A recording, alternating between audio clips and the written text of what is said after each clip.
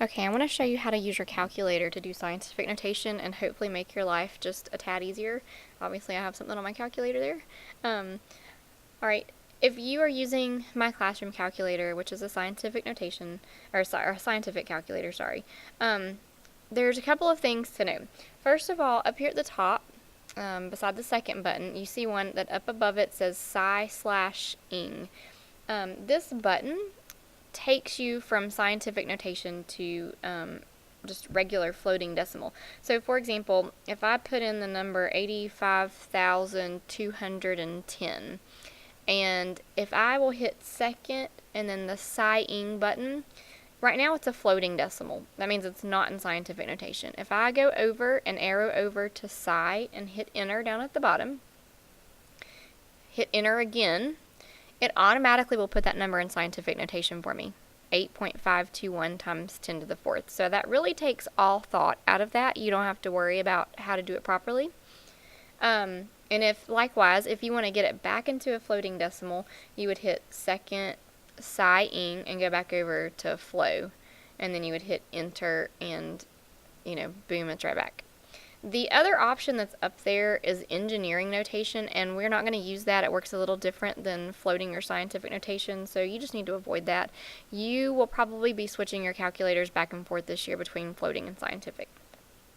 Okay, if you want to do the same thing with a graphing calculator, then you need to turn your calculator on, and you would basically hit mode. And up here at the top, you have the choices for normal, sci-ing, same options. You would go over to sci and you would hit enter. And then from there, you could back out of it. And any number that I put in here, if I hit enter, is automatically going to be in scientific notation. Now on this one, it puts this little e to the e5. That e means times 10 to the exponent. So that is the same thing as 5.84521 times 10 to the fifth. Please don't write it with the e. Please write times 10 to and then the fifth. Okay. So what if we want to put a number in there that's already in scientific notation? For both of these calculators, it's going to work the same way. So let's say I want to put in the number 6.02 times 10 to the 23rd. I'm going to put in 6.02 using the same way I normally would. I want you to use this EE button. Can you see the blue EE up here up above the X to the -1? On the graphing calculator, it's still above the number 7. Both of these are the button above number 7, but this one has a comma on it. How you get that is you hit second function and then EE. It puts the E up there. Remember, the E means times 10 to the exponent, and we're doing times 10 to the 23rd.